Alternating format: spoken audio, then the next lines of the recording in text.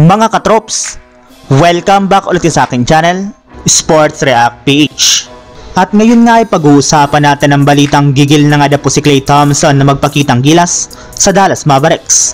Pag-uusapan na rin nga natin dito sa ating panibagong video ang balitang maglalaro na nga po agad sina Anthony Davis at LeBron James sa Los Angeles Lakers laban sa Minnesota Timberwolves.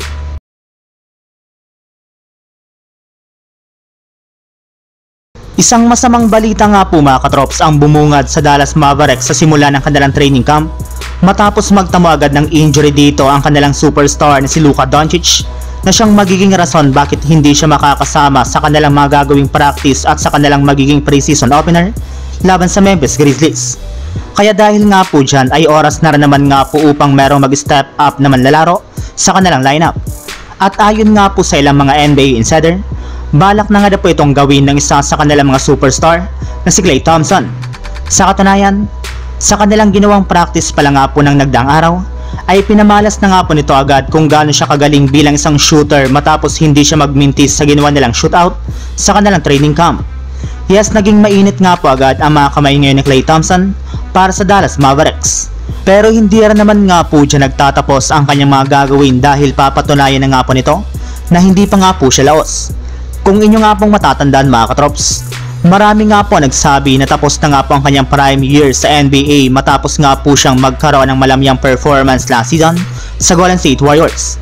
Ngunit kagaya nga po ng sinabi na to sa media, malaki nga pong epekto ng paglipat niya sa Dallas Mavericks para ma-unlock niyang muli ang kanyang tunay na laro sa pamamagitan ng inaasahang pagtatala niya ng malalaking puntos at paggawa ng mga 3-pointers.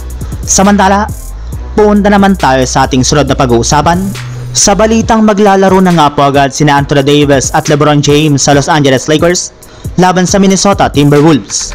Kagaya nga po ng naibalita ko sa inyo mga katrops, sa uling araw nga po ng training camp ng Lakers ay pinagtuunan ulit nga po nila ng pansin ang kanilang mga gagawing game plan para sa kanilang unang game bukas ng umaga laban sa Minnesota Timberwolves, kung saan inaasahan nga po na maglalaro agad dito ang kanilang dalawang superstar na sina Anthony Davis at LeBron James na meron rin naman nga pong maayos at malusog na pangangatawan.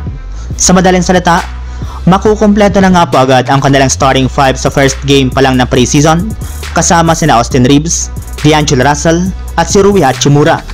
Maglalaro rin naman nga po dito ang iba pa nalang mga players maliban na lamang kina Christian Wood, Jared Vanderbilt at si Cam Reddish na pare-parehong meron pa ring tinatamang injury.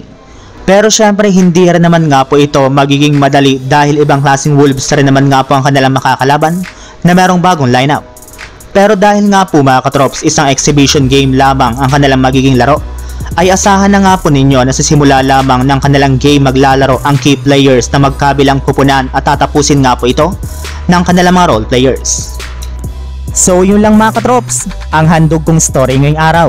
Sana nag-enjoy kayo, please like and subscribe my YouTube channel, Sports React PH para sa iba pang story at update patungkol sa NBA. Kita-kits muli sa ating susunod na video.